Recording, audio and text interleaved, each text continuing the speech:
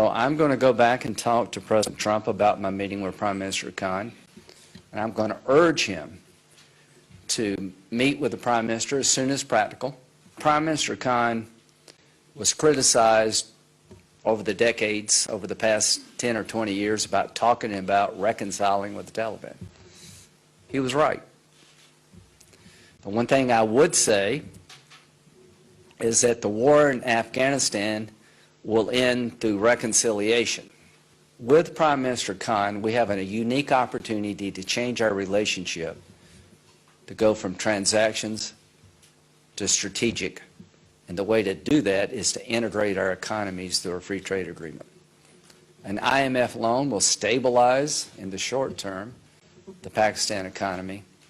But if we could ever one day get to an integrated free trade agreement, integrated economies between Pakistan and the United States, that is a game changer for Pakistan.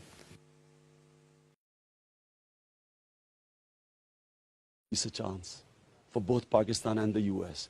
We've had enough of fighting. We want peace.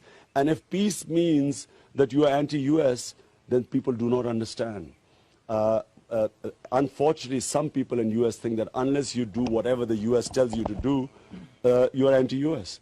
I believe that it's time for US to make Pakistan a friend rather than a client state, a hired gun which has paid money to do its bidding. I think that time is over.